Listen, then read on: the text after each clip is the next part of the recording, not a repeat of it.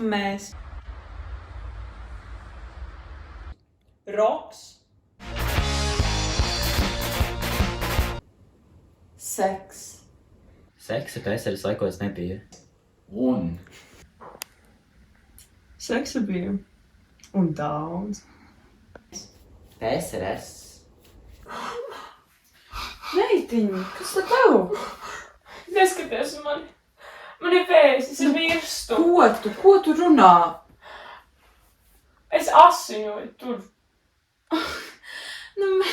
Meitiņ, tev tik, sarkanā armija tevi apciemoja. Mēs, Roka, Seks un PSRS izņemā ir zinām ar tās brīnišķīgiem aktieriem, kā Sandis Runge, Klinta Reiholde un Edvards Johansons. Šie trīs cilvēki attēloja galvenās lomas šajā izrādē.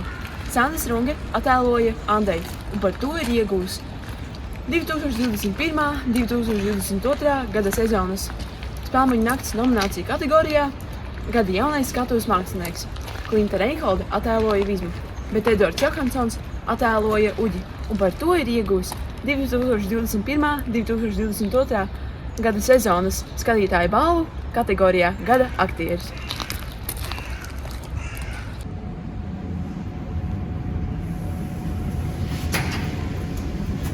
Šis stāsts notiek 1985. gadā, kur trīs jaunieši dodas uz leģendārās grupas Pērkons koncertu Logis estrādē, kam sako vilcienu izdemolēšana.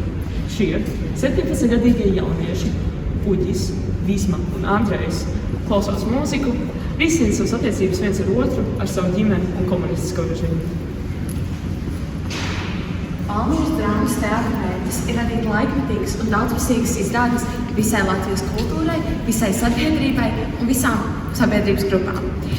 Tomēr no 2021. gada tur notiek rekonstrukcija, taču apaļajā zālē un kurtuvē izrādes vēl notiek. Mēs, Seks, Roks un PSRS režisors un viens cits kā 40 gadus vecais Jānis Notiņš.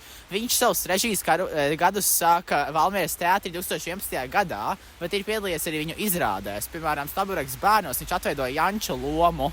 Viņš ar saviem aktieriem pirms smagajiem tematiem izrunā šos tematus, lai saprastu, kā pareizi attēlotos. Čau, Patrīcija! Čau, Jānis! Es varu? Droši turpini.